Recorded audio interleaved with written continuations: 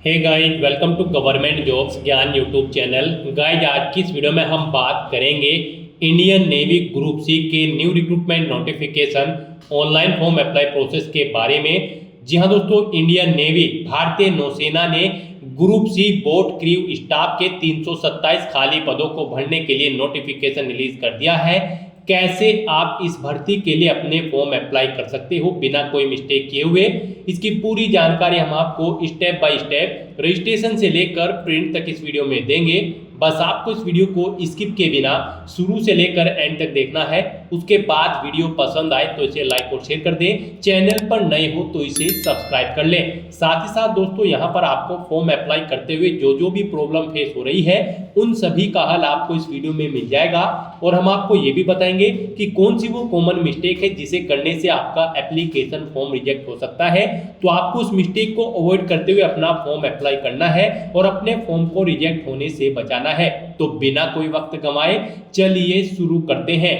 आपको इस वीडियो के डिस्क्रिप्शन बॉक्स में हमारी वेबसाइट IND-sarkari-naukri.in के इस पेज का लिंक मिल जाएगा। यहाँ पर आपको इस भर्ती के रिगार्डिंग सभी डिटेल्स प्रोवाइड कर दी गई है। इंडियन नेवी भारतीय नौसेना ने group C boat crew staff के लिए 327 वैकेंसीज निकाली है। यहाँ पर इसमें सेरंग ऑफ लश्कर्स के लिए 57 वैकेंसीज है, लश्कर 1 के लिए 192 वैकेंसीज है, फायरमैन बोट क्रू के लिए 73 वैकेंसीज है और टोपास के लिए 5 वैकेंसीज है। आप 12 मार्च 2025 से 1 अप्रैल 2025 तक अपने फॉर्म अप्लाई कर सकते हो। 10वीं पास कैंडिडेट यहाँ पर ऑल इंडिया से अप्लाई कर सकते हैं। एजुकेशनल क्वालिफिकेशन आप यहाँ से चेकआउट कर सकते हो, किसके लिए क्या एजुकेशनल क्वालिफिकेशन रिक्वायर्ड है या फिर सर्टिफिकेट, आप पूरी डिटेल चेकआउट कर सकते हो। 18 से 25 साल आपकी आयु सीमा होनी चाहिए। यहाँ पर किसी भी कैटेगरी कैंडिडेट को फीस जमा नहीं करानी है, बिल्कुल फ्री ऑफ कॉस्ट सभी कैंडिडेट से अप्लाई कर सकते हैं। ऑल इंडिया से आप ऑनलाइन अप्लाई कर सकते हो। उसके लिए आपको इस पेज को नीचे स्क्रॉल डाउन करना है, इंपोर्टेंट लिंक सेक्शन में आना है, ऑफिशियल नोटिफिकेशन PDF लिंक पर क्लिक करके इस भर्ती के नोटिफिकेशन को ओपन कर लेना है और इसमें से आपको सभी डिटेल्स रीड कर लेनी है। यहाँ पर आपको सभी डिटेल्स प्रोवाइड कर दी गई है, जैसे कि कौन सी पोस्ट के लिए कितनी नंबर ऑफ वैकेंसीज है, कौन सी कैटेगरी के लिए, पूरी डिटेल आपको प्रोवाइड कर दी गई है। साथ ही साथ क्या आपका एलिजिबिलिटी क्राइटेरिया रखा गया है, कैसे आप अप्लाई कर सकते हो, कब से कब तक अप्लाई कर सकते हो, पूरी जानकारी आपको इस नोटिस में दे दी गई है। आप सभी डिटेल्स केयरफुली चेकआउट करें, उसके बाद अपना फॉर्म अप्लाई कर लें। फॉर्म अप्लाई करने के लिए भी आपको हमारी वेबसाइट के इसी पेज पर ही अप्लाई ऑनलाइन का ये लिंक दिया गया है। जैसे ही आप इस लिंक पर क्लिक करेंगे तो आपके सामने यहाँ पर इंडियन नेवी का ये ऑफिशियल पोर्टल ओपन हो जाएगा। गाइस, यहाँ पर अगर आपने पहले से रजिस्ट्रेशन कर रखा है तो यहाँ पर आपको लॉगिन के इस लिंक पर क्लिक करना है और अपने डैशबोर्ड में लॉगिन करके आपको अपना फॉर्म अप्लाई कर लेना है। जैसे ही आप लॉगिन के इस लिंक पर क्लिक करेंगे तो यहाँ पर आपको अपनी ईमेल ID एंटर करनी है। उसके बाद आपको अपना पासवर्ड एंटर करना है। इस कैप्चा कोड का आंसर आपको यहाँ पर देना है और लॉगिन की स्टेप पर क्लिक करके आपको अपने डैशबोर्ड में लॉगिन कर लेना है और वहां से फिर आपको अपना फॉर्म अप्लाई करना है। और गाइस, यहाँ पर अगर आप इस भर्ती के लिए फर्स्ट टाइम अप्लाई करने जा रहे हो तो सबसे पहले यहाँ पर आपको अपना रजिस्ट्रेशन करना होगा। उसके लिए आपको यहाँ पर न्यू रजिस्ट्रेशन का ये लिंक दिया गया है, आप इस लिंक पर क्लिक करें। उसके बाद आपके सामने रजिस्ट्रेशन का फॉर्म ओपन हो जाएगा। यहाँ पर आने के बाद आपको अपना रजिस्ट्रेशन कर लेना है अपनी बेसिक डिटेल्स प्रोवाइड करते हुए। सबसे पहले यहाँ पर आपको अपना नाम एंटर करना है। उसके बाद आपको अपनी डेट ऑफ बर्थ इस कैलेंडर में से सिलेक्ट कर लेनी है। फिर आपको अपनी ईमेल ID एंटर करनी है। उसके बाद आपको अपना फोन नंबर एंटर करना है। फिर यहाँ पर आपको अपना पासवर्ड क्रिएट करना है। पासवर्ड यहाँ पर आप अपना अल्फा न्यूमेरिक फॉर्मेट में क्रिएट करें। मींस आपके पासवर्ड में कम से कम एक अपर केस कैरेक्टर, एक लोअर केस कैरेक्टर, एक इंटीजर नंबर और एक स्पेशल कैरेक्टर जैसे कि @ या फिर $, होना चाहिए। तो इस फॉर्मेट में आपको अपना पासवर्ड यहाँ पर क्रिएट करना है। वही पासवर्ड आपको दोबारा से रिटाइप करके उसे कंफर्म कर लेना है। फिर आपको इस कैप्चा कोड का आंसर प्रोवाइड करना है और उसके बाद गाइस यहाँ पर आपको गेट स्टार्टेड के इस बटन पर क्लिक कर देना है। नेक्स्ट आपके सामने कुछ इस तरह से इंटरफेस ओपन होगा। यहाँ पर आपकी ईमेल ID पर एक OTP सबमिट किया गया है। वो OTP आपको यहाँ पर एंटर करना है और उसके बाद आपको सबमिट की स्टेप पर क्लिक कर देना है। उसके बाद आपका OTP वेरीफाई हो जाएगा। फिर आपके सामने यहाँ पर लॉगिन का इंटरफेस ओपन होगा। यहाँ पर आपको अपनी ईमेल आईडी एंटर करनी है, अपना पासवर्ड एंटर करना है, ये कैप्चा कोड का आंसर आपको यहाँ पर देना है और लॉगिन की स्टेप पर क्लिक करके आपको अपने डैशबोर्ड में लॉगिन कर लेना है। और अगर किसी कारणवश आपकी रजिस्टर्ड ईमेल आईडी या फिर मोबाइल नंबर पर OTP नहीं आ रहा है, तब भी आप डायरेक्टली लॉगिन की टैब पर क्लिक करके अपने डैशबोर्ड में लॉगिन कर ले। यहाँ पर आप आराम से आपके डैशबोर्ड में लॉगिन हो जाएगा। नेक्स्ट आपके सामने आपका डैशबोर्ड कुछ इस तरह से शो होगा। अब यहाँ पर आपको अपनी पर्सनल डिटेल्स देनी है। यहाँ पर आप अपना नाम एंटर करें जो आपके माता पिता ने आपको दिया है। फिर यहाँ पर आप अपना सरनेम एंटर करें। उसके बाद यहाँ पर आपको अपना नाम देना है जो आपकी 10वीं की मार्कशीट के अकॉर्डिंग है, यानी कि जो आपकी 10वीं की मार्कशीट में आपका नाम है वो नाम आपको यहाँ पर एंटर कर देना है। फिर यहाँ पर आपको अपने फादर का नाम एंटर करना है। उसके बाद आपको अपनी मदर का नाम एंटर करना है। फिर यहाँ पर आपसे पूछा गया कि क्या आपकी डेट ऑफ बर्थ सेम है जो आपकी 10वीं के सर्टिफिकेट में है।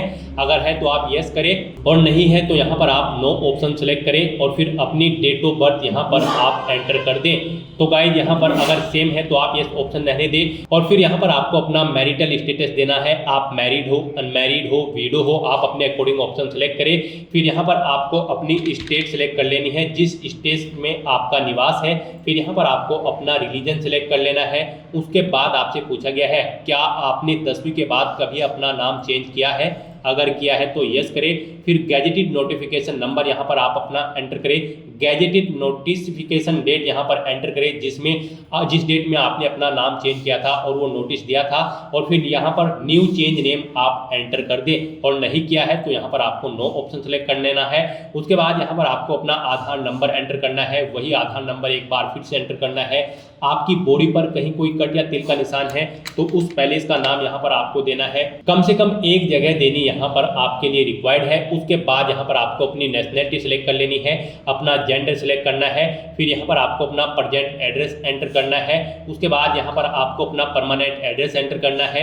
और अगर आपका परमानेंट एड्रेस आपके प्रेजेंट एड्रेस के अकॉर्डिंग सेम है तो यहाँ पर आप is permanent address same as present address में यस ऑप्शन पर क्लिक कर दें। ऑटोमेटिकली यहाँ पर आपका परमानेंट एड्रेस आपके प्रेजेंट एड्रेस के अकॉर्डिंग फिल हो जाएगा। उसके बाद यहाँ पर आपसे पूछा गया है आप किस एड्रेस पर कम्युनिकेट करना चाहते हैं, प्रेजेंट एड्रेस पर या फिर परमानेंट एड्रेस पर। आप अपने अकॉर्डिंग ऑप्शन सेलेक्ट करें और उसके बाद यहाँ पर आप सेव एंड कंटिन्यू ऑप्शन पर क्लिक कर दें। नेक्स्ट यहाँ पर आपको अपनी एडिशनल डिटेल और एजुकेशनल क्वालिफिकेशन की डिटेल देनी है। सबसे पहले यहाँ पर आप अपनी कैटेगरी सिलेक्ट करें।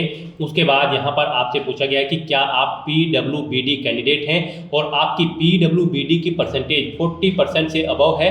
अगर है तो यस करें और फिर यहाँ पर आप अपनी डिसेबिलिटी का टाइप सेलेक्ट करें, डिटेल्स दें अपनी डिसेबिलिटी की। और अगर आप PWBD कैंडिडेट नहीं है तो आपको नो ऑप्शन सेलेक्ट कर लेना है। उसके बाद यहाँ पर आपसे पूछा गया कि क्या आप EX सर्विसमैन कैंडिडेट हैं। अगर हैं तो यस करें और फिर उसकी डिटेल दें, जैसे कि कब किस में आपने सर्विस की है, आर्मी में, नेवी में या फिर एयरफोर्स में, डिस्चार्ज डेट अपनी यहाँ पर दें। इस तरह से आपको अपनी डिटेल देनी है। और अगर नहीं है आप EX सर्विसमैन तो आपको नो ऑप्शन सेलेक्ट कर लेना है। फिर आपसे पूछा गया कि क्या आप एक्स अग्निवीर हैं। अगर हैं तो यस करें और फिर यहाँ पर आप ऑप्शन सेलेक्ट करें किस में आप अग्निवीर थे, आर्मी, नेवी, एयरफोर्स में। और फिर अग्निवीर छोड़ने की डेट यहाँ पर आप एंटर कर दें। और अगर आप EX अग्निवीर भी नहीं है तो यहाँ पर आपको नो ऑप्शन सेलेक्ट कर लेना है। फिर आपसे पूछा गया कि क्या आप सेंट्रल गवर्नमेंट में सर्विस करते हैं। अगर की है, अगर की है तो यस करें और फिर ऑर्गेनाइजेशन या फिर मिनिस्ट्री का नाम दें, name of post currently serving. अगर करंट में सर्विस कर रहे हैं तो कहाँ पर कर रहे हैं उस पोस्ट का नाम यहाँ पर दें, डेट ऑफ अपॉइंटमेंट दें। और अगर नहीं है आप सेंट्रल गवर्नमेंट सर्विस के कार्यकर्ता तो यहाँ पर आपको नो ऑप्शन सेलेक्ट कर लेना है। उसके बाद यहाँ पर आपको अपनी एजुकेशनल क्वालिफिकेशन की डिटेल देनी है। यहाँ पर गाइड आपका 10वीं क्लास पास आउट होना जरूरी है किसी वेल रिकॉग्नाइज्ड बोर्ड या फिर इंस्टीट्यूट से ग्रुप सी की इन पोस्ट पर अप्लाई करने के लिए। जी हाँ दोस्तों, इंडियन नेवी ग्रुप सी की इन पोस्ट पर अप्लाई करने के लिए आपका कम से कम 10वीं क्लास पास आउट होना जरूरी है किसी वेल रिकॉग्नाइज्ड बोर्ड या फिर स्कूल से। तो यहाँ पर आपका 10वीं आपको ऑटोमेटिकली फिर मिलेगा। फिर यहाँ पर आपको बोर्ड का नाम देना है जिस बोर्ड से आपने अपनी 10वीं क्लास पास आउट की है। पासिंग ईयर सेलेक्ट करें, कब आपने अपनी 10वीं क्लास पास आउट की है। टोटल मार्क्स कितने थे वो एंटर करें, फिर कितने मार्क्स आपने इन मार्क्स में से ऑब्टेन किए हैं वो आप एंटर करें। इनके अकॉर्डिंग आपकी परसेंटेज कैलकुलेट होकर आपको शो कर दी जाएगी। फिर यहाँ पर आपको अपनी 10वीं क्लास का सर्टिफिकेट नंबर एंटर कर देना है। उसके बाद यहाँ पर आपको 10वीं क्लास की जो सर्टिफिकेट डेट है, कब वो आपको इशू हुआ है, वो सर्टिफिकेट की डेट यहाँ पर आपको सेलेक्ट कर लेनी है इस कैलेंडर में से। और उसके बाद गाइस यहाँ पर आपको सेव एंड कंटिन्यू इस ऑप्शन पर क्लिक कर देना है।